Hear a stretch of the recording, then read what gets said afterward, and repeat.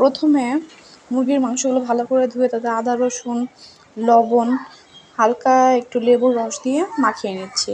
তারপর বেশি করে প্যানের মধ্যে তেল নিয়ে নিচ্ছি।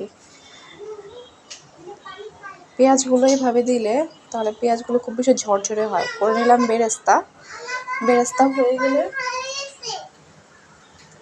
হয়ে গেলে এরকম ঝরঝরে একটি বেরেস্তা তেলের মধ্যে এই মাংসগুলোকে ভেজে নিচ্ছি। সুন্দর করে ভেজে নামিয়ে নিলাম। মাংসগুলোর কালার কত সুন্দর এসেছে দেখেন। চাইলে আপনারা এভাবে ভাজতে পারবেন। আমরা নিউ কেটারিং বিজনেস চালু করেছি। যদি কেউ ফুড অর্ডার করতে চান প্লিজ নক করবেন। তারপরে একটু মশলা বানিয়ে নিলাম। এর মধ্যে আছে ওই বেরেস্তাটা ব্লেন্ড করে নিয়েছি, তাতে টক দই আর কিছু ঘরের মশলা যেটা আমি এখন একটু পরে দেখাবো সেই ক্লিপে অ্যাড করে দিয়েছি। এটা তেলের মধ্যে ভালো করে ভেজে নিচ্ছি। ভেজে নিয়ে তাতে ভেজে রাখা মাংসগুলো অ্যাড করে দিলাম।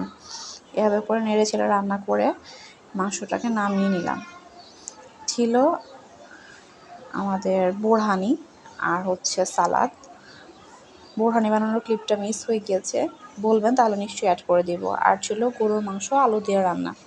গরুর মাংস আলু দিয়ে লাল ঝোল করেছিলাম, খেতে দারুণ টেস্টি হয়েছিল। Thank you.